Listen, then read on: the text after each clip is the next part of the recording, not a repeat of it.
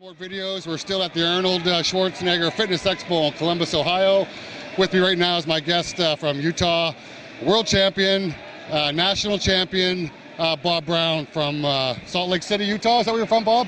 A little town called Riverton, which is outside Salt Lake, but okay. all in the Salt Lake Valley. Okay, thanks for stopping by. Why don't you talk to Bob? A couple times we've tried to get together and do this, but now we finally are here, so thanks. We're here. That's right. It's At good. the Arnold Classic. I know, great tournament, eh? It was unbelievable. Yeah. Let's just start off with, okay, John Brzenk got third. Yeah, do you need to say anything else? That's all we got to talk about. We're done. Yeah, exactly.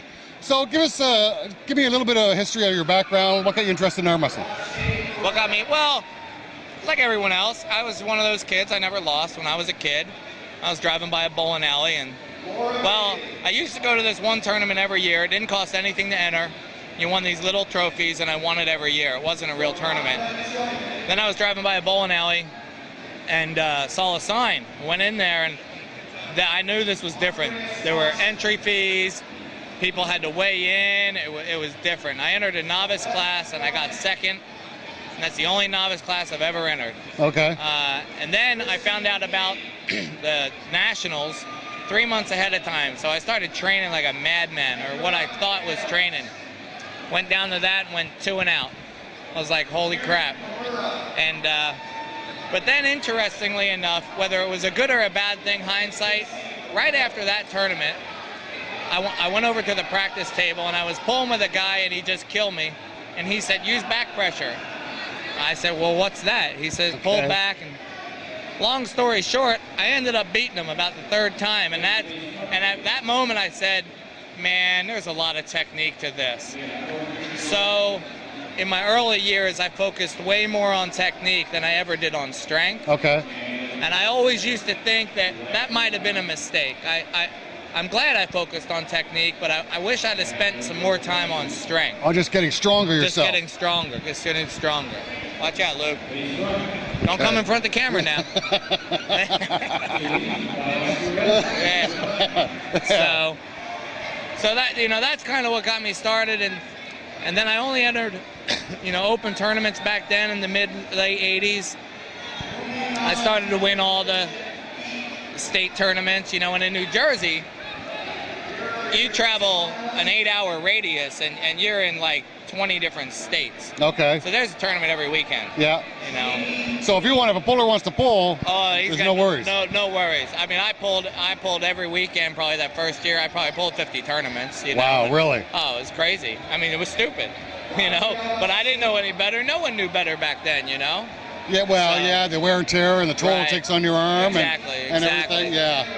So, but that's how I got started. And then, I ended up having the best day of my life and the worst day of my life probably back in 1992, I believe. I was at a tournament in Indiana where I thought it was time for me to maybe step out there and prove myself. And Chad Silvers was coming to that tournament, and at that point, he was the world champ in the 54s. Okay. He'd already won a few world titles, so I figured it'd come down to me and him.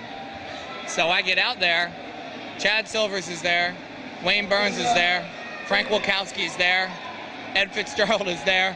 There was 7 guys in my class that were either a current national or world champ. Wow. I thought, oh my God. Well, I beat Chad Silvers, I beat Frank Wilkowski. I'm in the finals against Wayne Burns thinking, I'm going to win this match. And I took his hand, and I'm holding him. And at that point in my life, once I took a guy's hand, I had never lost a match. Okay. Once I got his hand. Yeah. So I'm thinking, this is it. He came up and pressed down with a dead wrist, and my elbow, it sounded like a gunshot going off. And that's the first time I tore my collateral ligament in my elbow. Oh. And I've torn it, a dozen times since then, which is, why, my arm doesn't go straight either. Okay. And every time it cracks, it keeps getting shorter and shorter, and, that's the mobility of my arm. It only comes in this close to my body, and that's how straight it goes.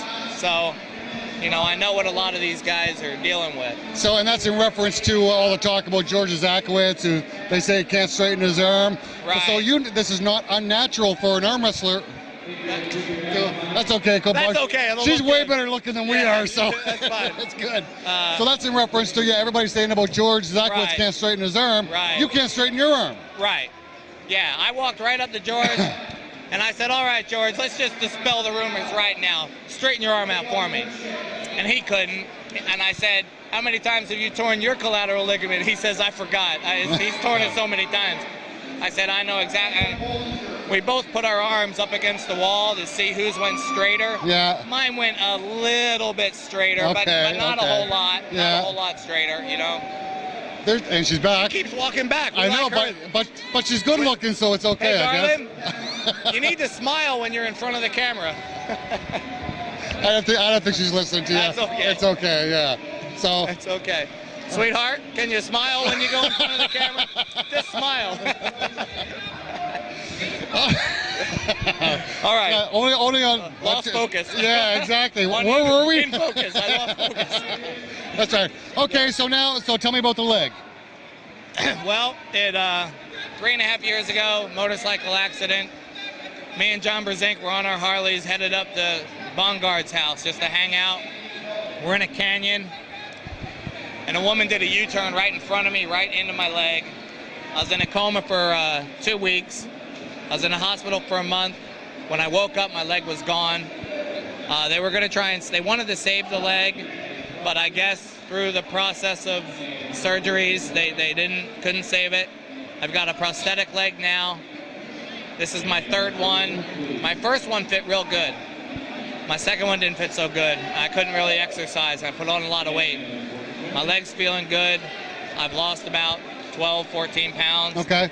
And I still want to lose weight, just not even for arm wrestling, just for life. I don't like being... So how heavy are you right now? I weigh 182. Okay, yeah, because that's up. I ran into you last year somewhere, and I thought, Bob, you're looking way too thin. Yeah. So. Well, and that's 182 without my leg on. So my leg, if I had my leg, I'd weigh 14 pounds more. Okay. So when I weigh 182, if you add 14, I really got the body of a 196-pound man. Okay, I understand, yeah. So, so in reality, for me to get back down to what used to be like 176, which is where I like to be, yeah, I really got to weigh like 162. Okay. You know, you got to factor in the whole leg. You have to factor in the leg. Yeah, and so what exactly is the rule for that? So you weigh in with your leg? The only tournaments you have to weigh in with your leg on is the WAF Worlds and any qualifier for the World. So our USAF Nationals, I'd have to weigh in with my leg on. Okay. So there you have it. And then at the Worlds, you have to weigh in with your leg on. You have to weigh with your leg on. With okay. My leg on, yes. So at least smile when you're in front of it. That's okay. There's a lot of beautiful women going in front of the camera. That's right. We're okay with that. We don't. Yeah, if it's big old ugly men, we don't want to see them. But I guess, folks, you have to be here to see how many beautiful women are around. Yeah, exactly. Right now we're surrounded, and it's almost like heaven. Yeah. Okay, so now most of the people that know you and that, so aside from arm wrestling, Bob Brown, this is my impression. Yeah. Bob Brown is a stickler for the rules and clarity. Clarity. Clarity, is that the right word? Clarity is the right word. Okay, number one, let's start with number one. Yeah. What does Bob Brown want with the rules? I want the rules to be so well defined that you could take 10 referees, they could all read the same set of rules and actually all interpret them the same way. Because that's a problem. A thread just started on the Northeast board a little bit ago about intentional foul. And it was interesting. I just copied and pasted the rule from the WAF into the message board. Yep. I was like, I don't like the way it's written, but here's the rule. I copied and pasted it. Some people got on there and said, well, that's a silly way to write the rule because, you know, this if they do this, it's an intentional slip. If they do that, it's an intentional slip. And I said, you're proving my point. you read the rules and interpreted it one way. This is how the WAF interprets it. And I mean, you've got even referees at the WAF World Championships, I'm sorry to say it, don't even know their own rules. Right. You know, there was a classic in Manchester, and I feel terrible for Ron Klemba, because Ron Klemba kind of got screwed. They called Ron Klemba for a his shoulder below the table, and he called it as a second foul, loss. And I said, there is no rule, shoulder below the table. He said it's a dangerous position. I said, well, then you have to tell you in the rules, you have to warn them and give them the ability to get out of it. And so, just like what's called break arm. Break arm position. Exactly. The referee tells you, look at your hand, your hand, or straighten up. They give you a chance. Yeah. So we won the protest. Ron went again. Ron goes shoulder below the table. Now realize Ron's in the winning position. He's that far from pinning the guy. Yeah. So he's down like this. They said, dangerous position. Ron comes back up, says, I'm fine. Ron goes back down. They said, foul, because you went back into the dangerous position as far as that ref's perception, interpretation. Okay. And he lost the match. Leonard Harkless himself, sorry Leonard, told me dangerous position is a judgment call by the refs. I took him at his word for it. The next day, there was another problem, and they asked me to come up to go through the rules, and I said, here's where the rule is. It was a girl with long fingernails. Okay. And I said, here's where it talks about the rule. Do what you want with it. On that same page, there was the dangerous position rule. So I read it. And it actually defines in the rules what a dangerous position is. So it's not up to interpretation. The ref can't just arbitrarily say, this is a dangerous position. You can't, because it's defined in the rules. It is written down. Okay. Ron Klemba was not in either of those positions. Ron Klemba should not have been called for that. It should have been protested again. It's my own fault. That's why I always now, before I go to every tournament, I reread the rules. Okay. All of them again, because they're just poorly written. They need to be much more clear. Okay, so that being said, so that's on the WAF level. How can you explain to me, in Canada, for example, we follow one set of rules. Right. Do referees interpret things differently? Of course they do. Yeah. We're all human, right, since things are not written down perfectly. Right. Now, in the U.S., you guys don't have one set of rules. No. You've got, at least Denise and Leonard and the USAA has their set of rules. The AAA has their set of rules. Yep. I go to the Northeast, they have their set of rules. So, is there going to be a day when everybody gets together and we have a universal set of rules? I don't care whose rules it is. If it's the WAF's rules, everyone's going to follow them. Whatever. Right. The short answer to that is no. Okay. We're never going to get there because we don't have the real organization in our sport as well. The WAF should be the head of the world. And this is all amateur level I'm referring to. Yes. This is WAF runs the world. They have their rules. Every country under them should just basically copy and paste their rules.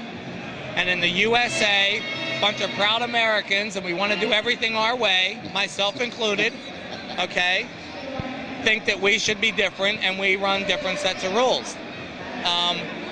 Until they all get under the umbrella of the USAF and all run the same rules, you're never going to have that unity.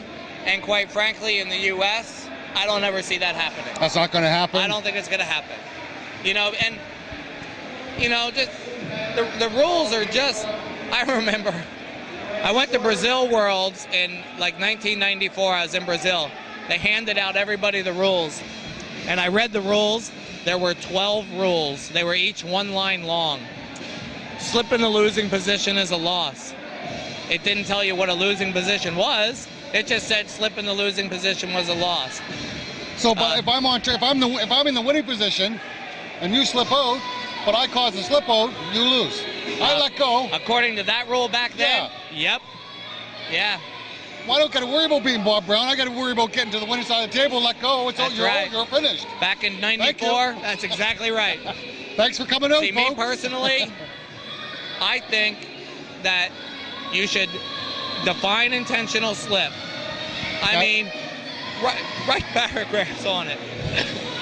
Write out exactly what they are. Intentional slip is a loss, period. Okay. I don't care where you're at. If it's intentional, it's a loss. Anything else goes to the strap. I don't care how badly you got me beat, how close to the pad I am. If I'm trying to hang on and we slip, it goes to the straps. The reason I say that, you've taken my hand. Yep. You've got full control. You still can't finish me? Why do you deserve to win?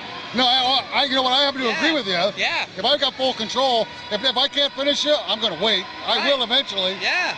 I mean, you don't get no points if you don't cross the finish line. No, that's right. You don't get no points for getting close to the goal line in football. If you almost make it to home plate, you don't get no points for that. Yeah, that's all true. Yeah, so that's my theory on that. But it's hard without really defining it. It's hard, So we're not actually going to see a day when arm wrestling is truly unified. I'm not trying to use the unified. No, I pray that day comes. I know human nature. I don't think it's going to happen in the United States. I think it can happen. Well, it's already happened in Canada. Yes. I believe in European countries it can happen. Well, on paper it's happened. On paper it's happened, but in the U.S., there's too many individuals that think their way is right, and maybe their way is right, but you just have to get everyone to sit down and say, okay, this is the rules. Let's explain them now, and go from there. But I don't see that day coming.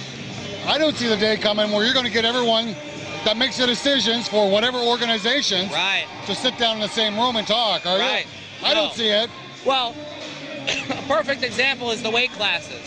Yeah. When the WAF split, the other WAF, which is now gone, changed its weight classes.